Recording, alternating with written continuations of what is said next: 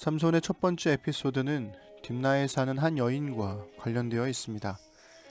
딥나는 삼손의 고향인 소라에서 서쪽으로 대략 9km 정도 떨어져 있는데요. 제가 사는 송내에서 온수까지 정도의 거리입니다. 삼손은 블레셋 여인을 만나러 딥나로 내려가고 거기서의 사건들이 끝난 후에 다시 올라옵니다.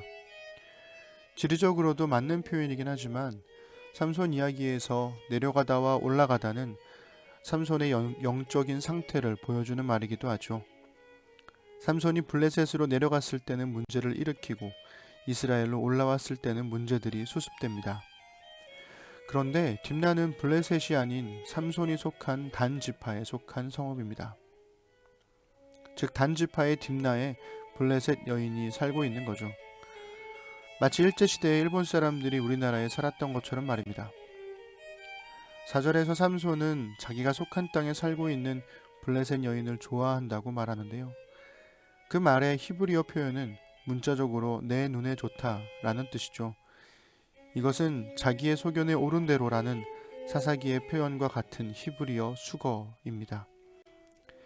개역개정에서는 이 일을 틈타서 블레셋 사람을 치려 했던 것이 삼손인 것처럼 잘못 번역했지만 메시지는 하나님이라고 바르게 번역했습니다. 즉 삼손이 블레셋 사람들을 치기 위해 블레셋 여인과의 결혼을 이용한 것이 아니라 하나님이 개인적인 욕망에 사로잡힌 삼손의 행동을 이용하여 블레셋 사람들을 칠 기회로 삼으신 거죠. 나실인인 삼손이 포도원에 간 것도, 사자의 시체를 만진 것도, 그리고 그 후에 정결의식을 행하지 않은 것도 잘못된 겁니다. 7절에서 또 한 번 삼손은 자기 소견에 옳은 대로와 같은 의미인 내 눈에 좋다 라는 말을 사용하죠. 게다가 사자가 어떻게 되는지 보기 위해 가서 시체에서 만들어진 꿀까지 먹은 후에 부모에게도 그 꿀을 주고 부모까지도 부정하게 만들어버립니다. 율법과 상관없이 말 그대로 정말 제멋대로 살아가는 삼손의 모습은 자기 소견에 옳은 대로 살아가는 이스라엘의 현실을 적나라하게 보여줍니다. 오늘은 사사기 14장 1절부터 20절까지 읽어드리겠습니다. 삼손이 딥나로 내려갔다. 그곳 딥나에 그의 눈을 끄는 여자가 있었는데 블레셋 처녀였다. 그가 돌아와 아버지와 어머니에게 말했다. 딥나에서 여자를 보았는데 블레셋 처녀입니다. 그 여자를 아내로 얻어주십시오. 그러자 그의 부모가 말했다. 우리 백성이 사는 이 근방 처녀들 가운데에는 여자가 없더냐? 꼭 할례받지 않은 블레셋 사람에게서 아내를 얻어야 되겠느냐? 그러나 삼손은 아버지에게 말했다. 그 여자를 얻어주십시오. 그 여자야말로 제가 원하는 사람, 제 짝입니다. 삼손의 아버지와 어머니는 이 일 배후에 하나님이 계신 것과 그분이 이 일을 블레셋 사람을 치실 계기로 삼고자 하시는 것을 몰랐다. 당시에는 블레셋 사람이 이스라엘을 지배하고 있었다. 삼손은 아버지와 어머니와 함께 딥나로 내려갔다. 그가 딥나의 포도원에 이르렀을 때 어린 사자가 으르렁거리며 그에게 덤벼들었다. 하나님의 영이 삼손에게 강하게 임하셔서 그는 염소 새끼를 찢듯이 맨손으로 사자를 잡아 찢었다. 그러나 그는 자신이 한 일을 부모에게 말하지 않았다. 삼손은 그 길로 내려가 그 여자와 이야기를 나누었다. 그의 눈에는 그 여자가 바로 자기 짝으로 보였다. 며칠 후에 다시 여자를 데리러 가면서 그는 그 사자가 어떻게 되었는지 보려고 길을 돌아서 갔다. 그런데 신기한 일이 벌어지고 있었다. 사자의 주검에 벌떼가 우글거리고 그 안에 꿀이 있었던 것이다. 그는 손으로 꿀을 떠가지고 길을 가면서 그 꿀을 먹었다. 그는 꿀 얼마를 아버지와 어머니에게도 가져다 주어 먹게 했다. 그러나 그 꿀을 사자의 주검에서 떠왔다는 말은 하지 않았다. 그의 아버지가 내려가 그 여자와 결혼 일정을 잡는 동안 삼손은 거기서 잔치를 벌였다. 당시의 젊은 남자들은 그렇게 했다. 블레셋 사람들은 삼손을 경계하여 30명을 구해다가 그의 친구로 삼고 함께 어울리게 했다. 삼손이 그들에게 말했다.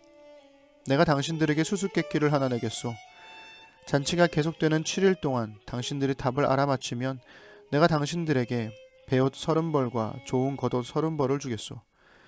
그러나 알아맞히지 못하면 당신들이 나에게 베옷 30벌과 좋은 겉옷 30벌을 주어야 하오.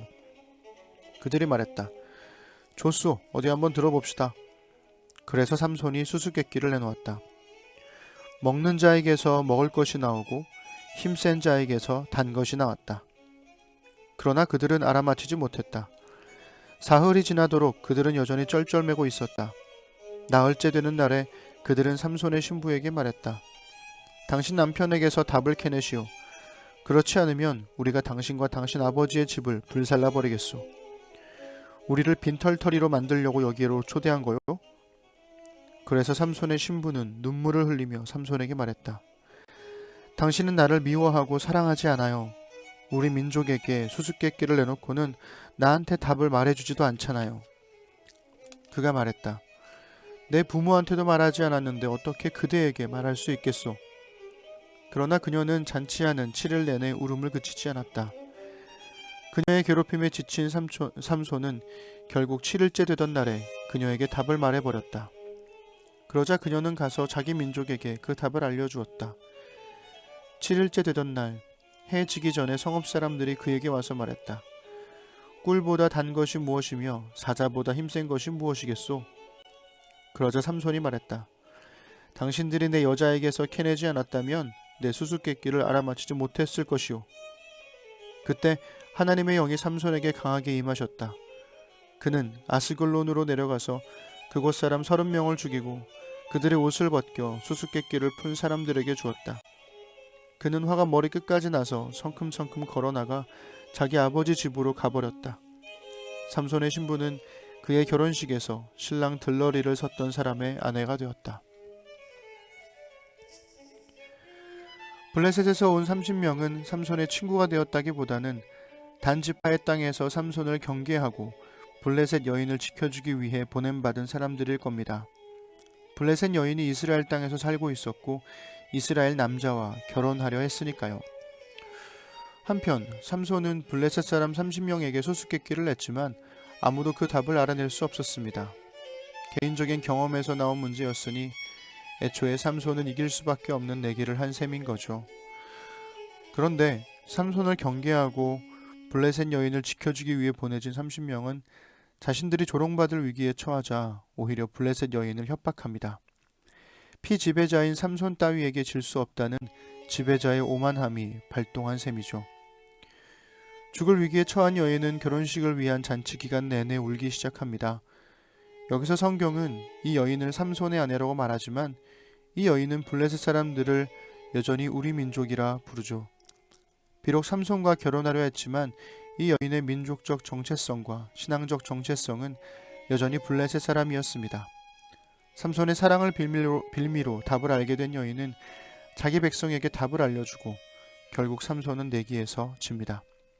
그때 하나님의 영이 강하게 삼손에게 임하고 블레셋의 성읍인 아스글론에 사는 30명을 죽인 후 그들의 옷을 벗겨내서 내기에서 이긴 사람들에게 주죠. 이스라엘 사람과 블레셋 여인의 결혼은 이렇게 끝나버리고 블레셋 여인은 결국 블레셋 남자에게 아마도 그 30명 중에 한 사람과 결혼합니다. 만약 하나님의 영이 임하지 않았다면 삼손은 아스글론에 갈 수도 없었을 겁니다.